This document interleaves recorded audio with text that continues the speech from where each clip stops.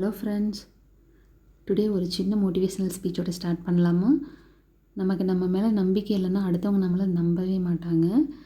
So believe in your self. எனக்கு எப்போவுமே என் மேலே நம்பிக்கை அதிகம். என்னால் அது முடியுதோ முடியலையோ, பட் எப்போவுமே நான் என்னால் முடியும் அப்படிங்கிற ஒரு நம்பிக்கை வச்சுருப்பேன். அதே போல் நீங்களும் உங்கள் மேலே நம்பிக்கை வைங்க. இன்றைக்கி சண்டேனால நாங்கள் எங்கள் பெரியம்மா வீட்டுக்கு போகலாம் அப்படின்னு சொல்லி கிளம்பிகிட்ருந்தோம். காலையில் பிரேக்ஃபாஸ்ட்டு வீட்லேயே வந்து தோசையும் தேங்காய் சட்னி சாப்பிட்டு கிளம்பி போயிட்டோம். அங்கே லஞ்சுக்கு அண்ணி சமைச்சு வச்சுருந்தாங்க.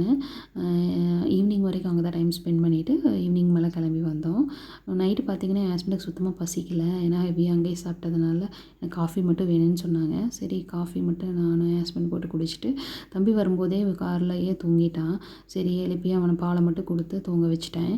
அதுக்கப்புறம் பாலை பிறை ஊற்றி வச்சுட்டு இட்லிக்கு அரிசி ஊற வைக்கலாம், மாவு காலி ஆயிடுச்சு, நாளைக்கு மார்னிங் அரைச்சிக்கலாம் அப்படின்னு சொல்லி ஊற வச்சிட்ருந்தேன். நான் எப்பவுமே 3:1/2 ரேஷியோ தான் ஊற வைப்பேன். 3 டம்ளர் அரிசிக்கு 1/2 டம்ளர் உளுந்து தான் ஊற வைப்பேன். அதுக்கப்புறம் அது கூட சேர்ந்து சந்தகைக்கும் ஊற வச்சுட்டேன். நான் எப்போல்லாம் வந்து இட்லிக்கு ஊற வைக்கிறேனோ அதே போல் சந்தகைக்கும் 1.5 டம்ளர் அரிசி தனியாக ஊற வச்சுருவேன். ஏன்னா என்னோடய பையனுக்கு எப்போவுமே சந்தகைனா ரொம்ப பிடிக்கும். அது தேங்காய் பால் சாப்பிட்றதுக்கு அவனுக்கு ரொம்ப பிடிக்கும்.